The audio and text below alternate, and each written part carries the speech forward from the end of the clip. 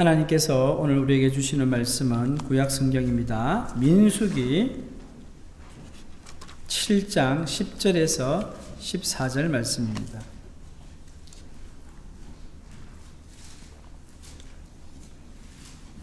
민수기 7장 10절에서 17절까지 말씀입니다. 이 말씀을 교독하도록 하겠습니다. 제단에 기름을 바르던 날에 지휘관들이 제단의 봉헌을 위하여 헌물을 가져다가 그 헌물을 제단 앞에 드리니라.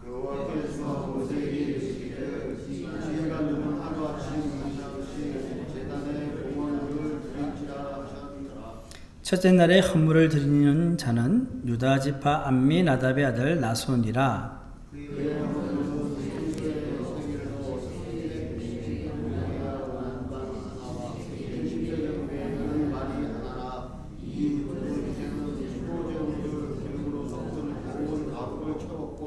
또 13개의 무게의 금그릇 하나라. 그것에는 향을 채웠고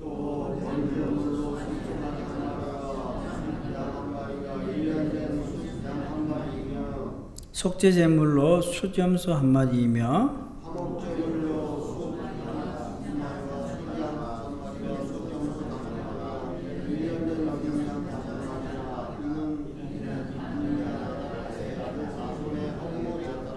아멘. 할렐루야. 네, 하나님 은혜와 평화가 우리 모든 성도님들 가운데 있기를 축복합니다. 오래전에 CBS에서 하는 새롭게 하소라는 그런 프로그램이 있는데요. 거기에서 본 이야기 하나 말씀하면서 시작하겠습니다. 그 경북 구미시 근교에 농촌 목회를 하시는 목사님 부부가 계셨는데요.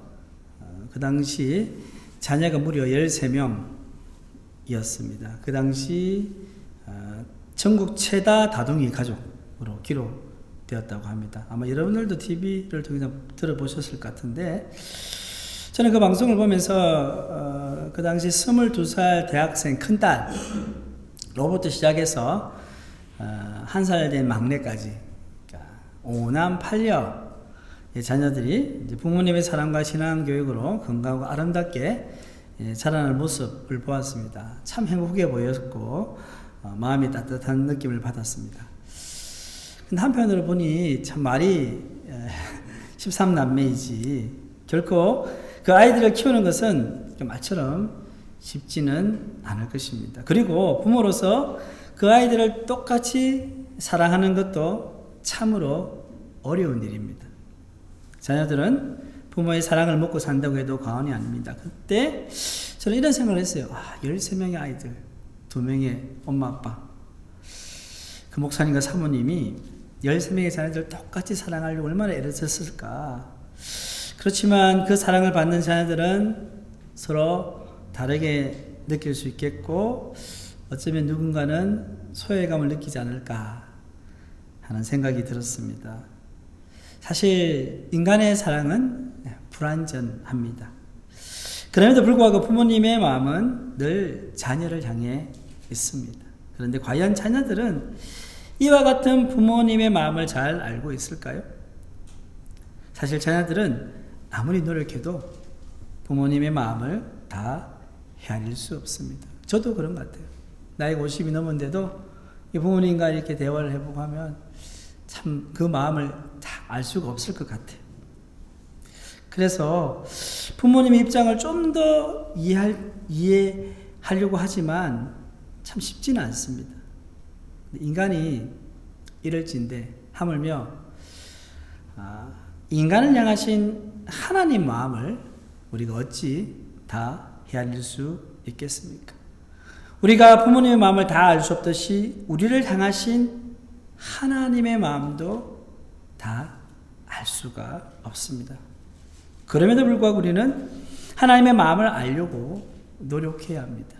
왜냐하면 우리가 하나님의 마음을 알아갈수록 우리의 신앙이 성숙하기 때문입니다.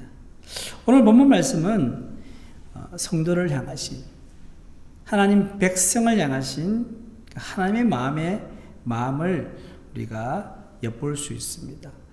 본문 10절 말씀을 우리 함께 읽어보겠습니다. 시작. 제단에 기름을 바르던 날에 지휘관들이 제단의 봉헌을 위하여 헌물을 가져다가 그 헌물을 제단 앞에 드리니라. 아멘. 제단에 기름을 바르던 날, 이 날은요 성막을 세우던 날이었어요. 하나님께서 시내산에서 모세에게 성막의 제도를 보여주시고 이렇게 만들어라. 그래서 그대로 만든 거예요. 그 이야기가 출애굽기 25장에 쭉 나오지 않습니까? 성막을 다 이제 만들어서, 이제 성막이 뭡니까? 쉽게 말하면 천막이잖아요. 그렇기 때문에 그 부품들을 이렇게 조립해서 탁 세우는 작업을 하고, 그 성막의 성구들, 법궤, 등대, 향단, 떡상, 번제단, 물두멍 등을 이제 그 위치에다가 배치하게 됩니다. 그 중에서 오늘 본문 10절에 나오는 이제 제단은 뭘 이야기할까요? 번제단을 이야기합니다. 번제단에 기름을 바르는 내용도 출애굽기 40장 10절에 그 내용이 나옵니다. 출애굽기 40장 10절 말씀을 읽겠습니다. 너는 또 번제단과 그 모든 기구에 발라 그 안에 거룩하게 하라. 그 제단이 지극히 거룩하리라. 출애굽기 40장에 보면은 이제 성막을 세우는 순서가 쭉 나오거든요. 나오는데 여기 보면 그 모든 기구에 발라, 뭘 발라요? 기름을 발라. 그런데 이제 출애굽기에는 제단에 기름을 발라 구별하여 거룩한 것은 나오지만 뭐가 안 나오느냐면 오늘 본문에 나오는 제단의 봉헌식에 대해서는 나오지가 않습니다. 오늘 말씀해 보시면 성막을 세울 때 이스라엘 백성들이 하나님께서 성막 봉헌을 위한 헌물을 가지고 왔습니다. 그리고 본문 10절 이하에 보시면요, 12지파의 지휘관들이 이 제단, 번제단의 봉헌을 위해서 헌물을 가져왔다고 말씀하고 있습니다. 이 봉헌은 뭘까요? 하나님을 향한 이스라엘 백성이 올려드리는 감사의 표현입니다. 이스라엘 백성들이 출애굽을 하고 그리고 광야의 생활을 하면서 하나님께서 도와주시고 인도해 주시고 구원해 주신 사실, 그것에 감사해서 자기들도 가진 거 없었지만은 이 감사의 마음으로 봉헌을 하는 것입니다. 그런데 본문 11절에 보시면 하나님께서 12지파의 모든 지휘관들이 제단 봉헌하는 날에 한꺼번에 헌물을 가져올 것이 아니라, 딱 분위기를 보면 12지파의 지휘관들이 한목에 다 가져와도 되잖아요. 그러면 어떤 느낌이 들까요? 와, 엄청나게 많다. 근데 하나님이 그렇게 하지 말고 어떻게 하랍니까? 하루에 한 지휘관씩 헌물을 드리라고 말씀을 하셨습니다. 그래서 오늘 민수기 7장이 엄청 깁니다. 자, 보시면요, 하루에 한 지휘관씩 하나님께 헌물을 번제단 앞에 가져와 드리는데, 오늘 우리가 읽은 본문 12절에 17절은요 12지파 지휘관들 중에서 첫째 날 헌물을 드린 유다지파 아미나답의 아들 나손의 헌물에 관한 내용입니다. 그럼 그 헌물의 내용이 뭔지를 한번 살펴보겠습니다. PPT를 한번 보시면요, 제가 다 읽지는 않겠고요, 13절과 14절은 어떤 내용이냐, 어떤 헌물이냐면 소제물이에요. 소제물인데, 레기에 보면은 소제에 대한 이야기가 나오는데요, 여기 보면 은반이 나오잖아요. 그죠? 은반은 뭐냐? 은쟁반이에요. 은쟁반. 그러니까 성소의 세겔로 130세겔, 1세겔이 얼마의 무게냐면요 11.4g 11.4g이 1세겔이에요. 그러니까 130세겔은 무게가 얼마일까요? 약 1.5kg가 되는 거예요. 1.5kg가 되는 은 쟁반이를 생각해요. 옆에 사진에 나와 있는 거죠. 그런 모양이죠. 이 성경에 나와 있는 거 똑같은 거는 이런 모양이라는 거예요.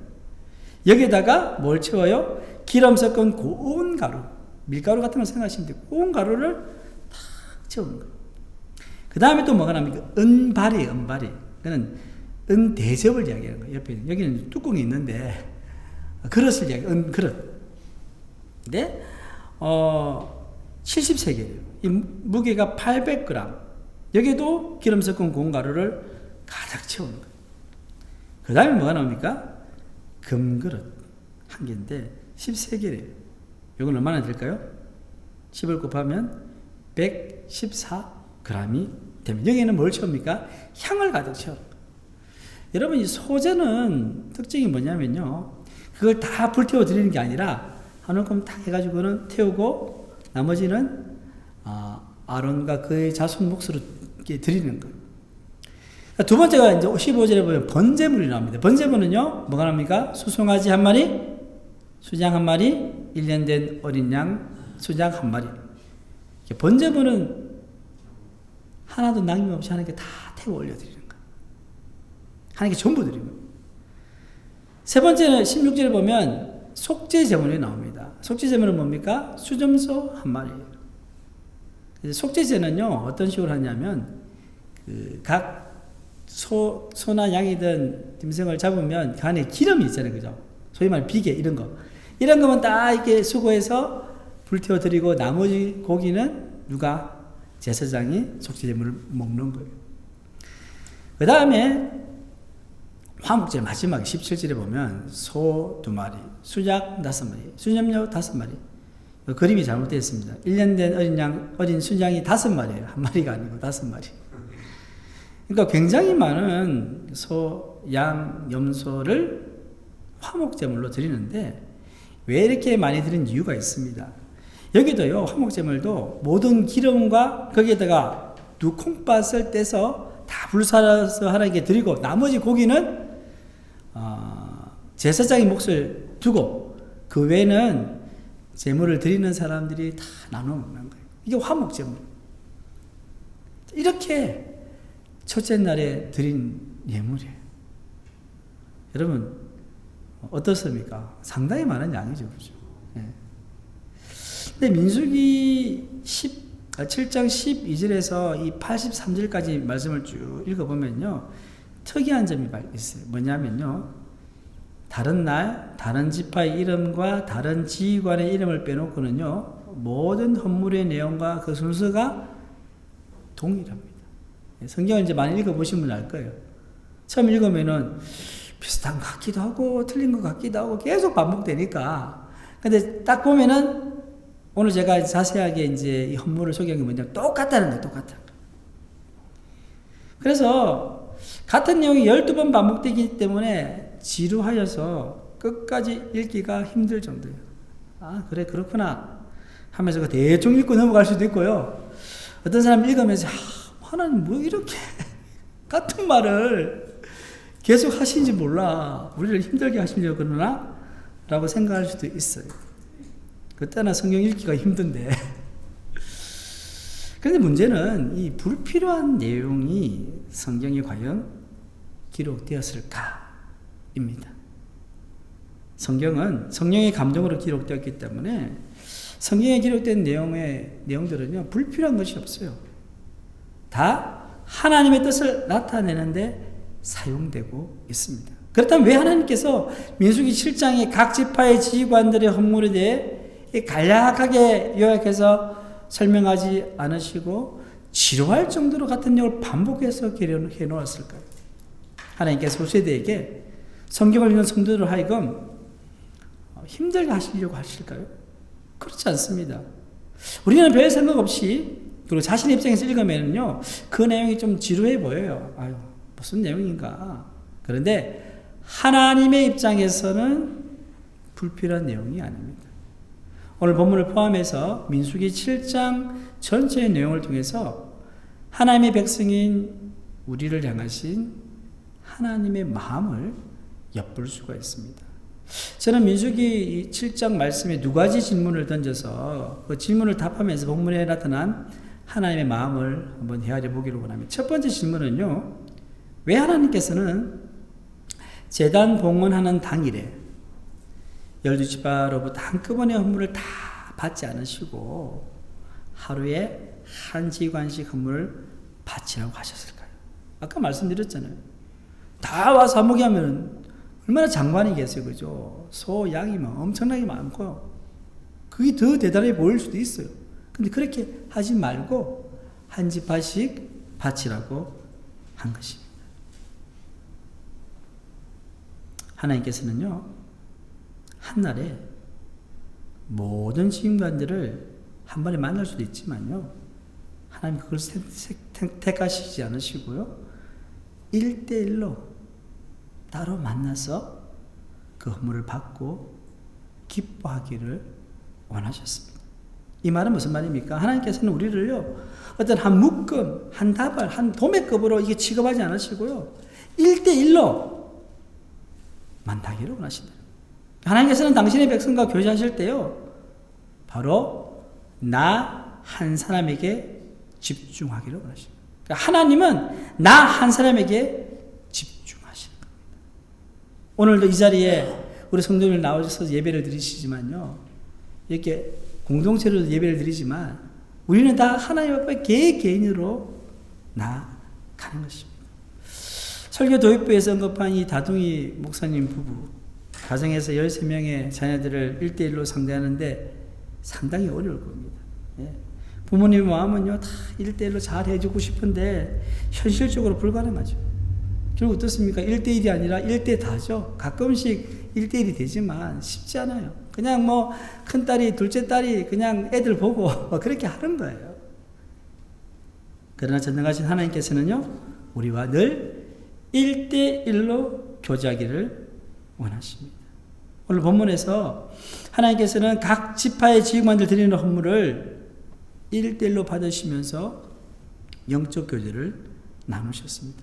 이것은 하나님께서 당신의 백성 한 사람 한 사람을 얼마나 소중히 여기시는지를 잘 보여주고 있습니다. 이것이 하나님의 마음입니다. 하나님은 수십억 명 중에 하나에 불과한 나를 이 세상에서 가장 소중한 존재로 여기시는 분이십니다. 그래서 하나님께서 그 아들 예수님을 우리를 위해서 보내주셨어요. 나 한 사람 한 사람을 위해서 보내주신 것이요, 피 흘려주시고. 왜? 우리가 그만큼 소중하기 때문입니다. 하나님께서는 우리와 피상적인 관계를 맺기를 원하지 않습니다. 하나님께서는 날마다 우리와 1대1로 만나 영적 관계를 맺기를 원하십니다. 우리는 이 세상을 살아가면서 많은 사람들과 관계를 맺으며 살아갑니다. 그런데 그 많은 관계들 중에서 정말로 진지하고 친밀한 관계는 그렇게 많지 않습니다. 여러분, 되게 외롭고 힘들 때 스마트폰 탁 켜져놓고 전화할 사람 바로 있나요?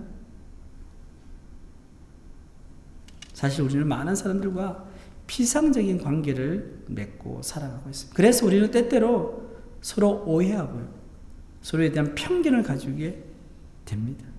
그런데 하나님과 나의 관계가 이런 피상적인 관계에 머물 수도 있다는 거예요. 그것은 우리가 하나님의 마음을 잘 알지 못하기 때문에 발생합니다. 하나님이 얼마나 나를 소중히 여기시며 사랑하고 있는지를 깨닫게 된다면 우리는 그 하나님께 마음의 문을 활짝 열 수 있는 거예요. 우리가 하나님이 나를 사랑한다는 걸 머리로는 알고 있는데요, 가슴으로 느끼지 못할 때가 많지 않습니까? 그게 뭐냐면 피상적인 관계이거든요. 사랑하는 성도 여러분, 지금까지 하나님에 대해서 어떻게 생각해 오셨습니까? 하나님이 두려움의 대상입니까? 나 하나님 너무 무서워. 아니면 하나님을 적당한 거리를 두고 섬겨야 할 분으로 생각하십니까? 너무 가까이 있으면 내가 안 돼. 그냥 그 뜨거운 불에 탈 것 같아. 아니면 하나님은 나에게 별 관심이 없는 분이라고 생각하고 계십니까? 여러분, 하나님은 두려움의 대상도 아니며 적당한 거리를 두고 섬겨야 할 분도 아니며 더더구나 나에게 별 관심을 두지 않는 분도 아니십니다. 하나님은 사랑이 많으시고 우리 가까이에서 섬겨야 할 분일 뿐만 아니라 나에게 특별한 관심을 가지고 계시는 분이십니다. 사람들은 누군가에게 거절당할 것을 두려워합니다. 이런 두려움이요, 하나님과의 관계에도 막 영향을 미쳐요. 내가 사람들에게 아니면 부모로부터 뭐 거절당했죠. 그러면 그런 트라우마가 하나님과의 관계에서도 작용을 한다는 거예요. 그래서 이런 생각을 하죠. 나는 하나님이 기뻐하시는 일도 많이 하지 못했고 하나님을 많이 사랑하지도 못했고 늘 죄를 지어 하나님의 마음을 상하게 하는 자인데 어찌 하나님께 나아갈 수 있겠는가? 이 정도이지 어떻게 더 가까이 갈 거냐? 하나님은 나 같은 사람에게는 별 관심이 없을 거야. 그렇게 입으로 말은 하지 않지만 내 마음이 그렇게 생각할 수 있다는 거죠. 만약 이런 생각을 하고 있다면요, 여러분, 이것은 사탄이 주는 생각이에요. 사탄이 주는 생각. 사탄은 성도들에게 이런 두려움에 사로잡게 하여서요, 하나님과의 친밀한 교제를 하지 못하도록 하는 거예요. 하나님의 마음은요, 온통 여러분 한 사람 한 사람에게 집중되어 있습니다. 그리고 하나님은 우리 한 사람 한 사람을 천하보다도 귀한 존재로 여기시고 함께 교제하기를 원하십니다. 그러면 우리는 이제 거절의 두려움을 떨쳐버리고요, 하나님께 담대히 나가야 됩니다. 우리가 하나님께 더 가까이 갈 때 우리는 하나님의 은혜와 사랑에 사로잡히는 삶을 살아갈 수 있습니다. 이와 같은 은혜가 오늘 이 자리에 계신 성도들 가운데 있기를 축원합니다. 둘째 질문은요, 왜 하나님께서는 12지파 지휘관들이 드린 똑같은 헌물 목록을 세세하게 그리고 지루하게 반복해서 기록했을까요? 예를 들어서 처음에 유다 지파가 있잖아요. 아까 헌물 목록 쭉 해놨잖아요. 이와 같이 누구가 했다고 해도 되잖아요. 근데 굳이 똑같이 합니다. 제가 한 번 더 해볼게요. 여러분들 지루하실지 모르겠는데, 소재물은 뭡니까? 130세겔 음반 1개, 70세겔 음발이 1개, 기름 섞은 고운 가루를 치우고 금그릇 10세겔 금그릇 1개, 향을 채웠다. 그게 소재물이에요. 번제물은 수송아지 1마리, 수작 1마리, 1년 된 어린 순양 1마리, 속죄제물은 순염소 1마리, 화목제물은 소 2마리, 순양 5마리, 순염소 5마리, 1년 된 어린 순양 5마리. 한 번 하는 들이 시간이 많이 걸려요. 이 헌물 목록을요, 12번 반복해서 성경에 기록한 것을 볼 때 우리는 여기서 하나님께서 무엇을 말씀하시는지를 짐작할 수 있습니다. 이러한 반복된 기록은요, 하나님의 백성이 드리는 헌물의 크고 작은 것을 떠나서 그 모든 것을 잊지 않고 기억하시려는 하나님의 마음을 보여주는 거예요. 다시 말해서 하나님은 나의 작은 헌신과 섬김도 기억하신다는 거예요. 하나님께서는 12지파 지휘관들이 드린 똑같은 헌물을 영원토록 기억하기 위해서 성경에 기록하셨습니다. 여러분, 성경 1.1핵도 없어지지 않는 데 있잖아요. 이와 마찬가지로 우리의 헌신과 섬김을 결코 잊지 않고 기억하시고 갚아주십니다. 하나님께서는 12지파의 족종들이 바친 헌물을 한 묶음으로 취급하지 않으시고요, 각 그 헌물을 하나하나 언급하시면서 칭찬해 주셨어요. 너도 130세겔 음반 1개를 가져왔구나. 그래, 수송아지 1마리 가져왔구나. 감탄하고 계시는 거예요. 특별히 본문 14절에 나오는 10세겔 무게의 금그릇, 약 114g 무게의 그릇입니다. 요즘 금값이 워낙 비싸가지고. 그런데 중요한 건 뭐냐면 이 금그릇에 뭘 담았어요? 향을 담았어요. 뭐 향을 담아봤자 얼마나 많이 담겠어요, 그죠? 아마 아주 적은 양이었을 겁니다. 그런데 하나님은 이 적은 양의 향도 빼놓지 않으시고 기억하시고 성경에 기록되게 하셨습니다. 이것은 하나님께서 아무리 작은 헌신과 성김도 보시고 기억하고 계신다는 사실을 분명히 보여주고 있습니다. 성도들은 교회에서 다양한 헌신과 섬김을 감당하고 있습니다. 우리 교회도 마찬가지 아닙니까? 작은 교회지만 소소하게 가지 많은 일들이 있어요. 외적으로 근사하게 보이는 것도 있고요. 또 보잘것없이 보이는 것도 있고요. 때는 아무나 할 수 없는 그런 아주 중요한 일도 있고요. 또 누구나 할 수 있는 그런 일도 있어요.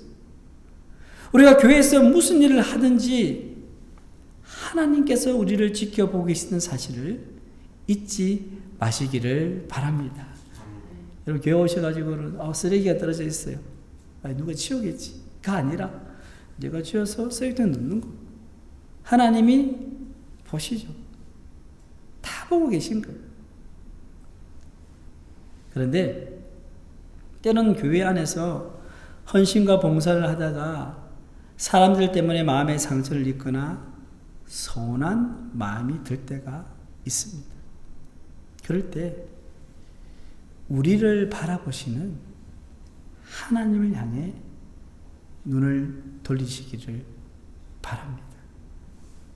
여러분, 세상 사람들은요, 우리와 형편의 사정을 잘 알지 못해요. 왜 저 사람이 저런 행동하고 저런 말을 하는지 잘 몰라요. 그래서 눈에 보이는 대로, 귀에 들리는 대로 쉽게 판단하는 거예요. 그런데 하나님은 그렇지 않으세요. 우리의 중심을 보시고 우리 모든 삶을 다 살펴보고 계시기 때문에 그렇습니다. 그러니까 하나님께서는요, 교회에서 일하다가 낙심하거나 섭섭한 마음을 가지고 있는 분들에게 이렇게 말씀하실 것 같아요. 사랑하는 딸아, 사랑하는 아들아, 나는 내가 나를 위해 그리고 몸된 교회를 위해서 너의 물질과 시간과 힘과 재능을 다하여 수고한 것을 기억하고 있다.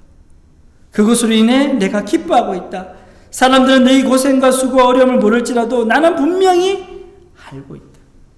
그러니 이제 더 이상 낙심하지 말고 섭섭해하지 말고 내가 영원히 너의 헌신과 섬김을 잊지 않고 기억하고 갚아주겠다.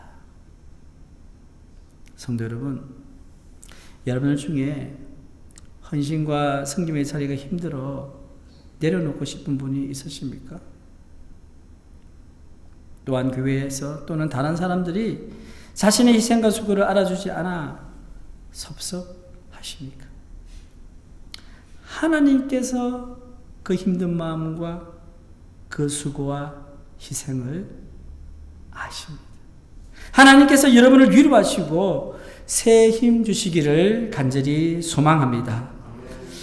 우리는 이런 하나님의 마음을 본받아서요, 함께 헌신 봉사하는 성도들 향해서 잘했다고 칭찬하고 수고했다고 격려하는 문화를 만들어가면 좋겠습니다. 칭찬은 고래도 춤추게 한다는 말이 있지 않습니까?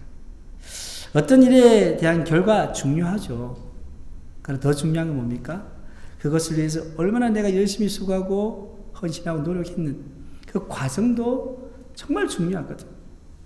그래서 결과가 좋지 않아도요, 우리는 충분히 수고하신 분들에게 수고했다고 격려하고 칭찬할 수 있어야 하는 것입니다. 교회 안에서 작은 섬김과 헌신에 대해서 기억하고 칭찬하고 격려하는 말을 자주 하면 참 좋습니다. 말에는 힘이 있어요.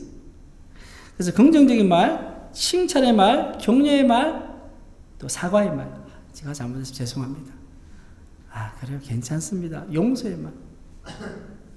이런 말들이요, 사람을 살립니다. 우리 좌우에 있는 분들에게 이렇게 하면 인사하면 좋겠는데요. 올해 참 수고 많으셨습니다. 우리 견했습니다. 우리 성교사님 올해 참 수고 많으셨습니다. 또 한 번 더 인사하겠습니다. 함께 신앙생활해서 너무 좋습니다. 인사하겠습니다.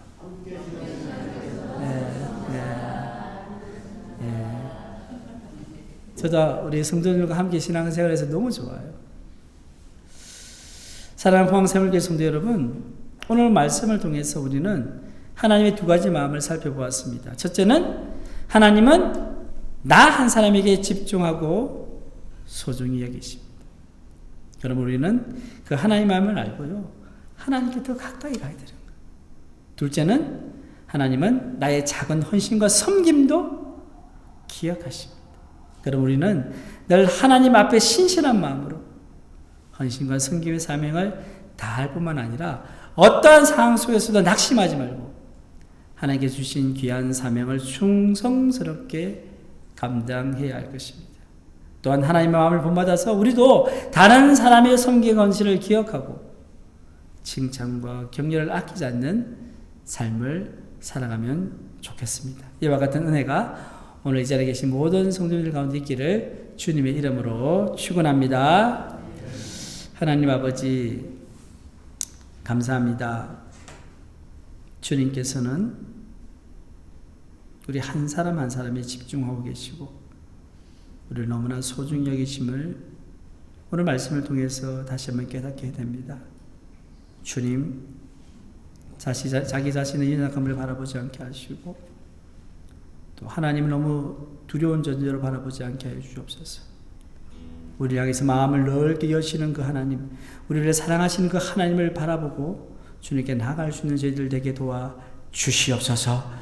우리가 주의 교회를 섬기고 하나님을 섬김에 있어서 때로는 지치고 힘들 때가 있습니다. 그럴 때마다 하나님, 우리를 보고 계시는 그 하나님을 바라볼 수 있는 믿음 허락하여 주시옵소서.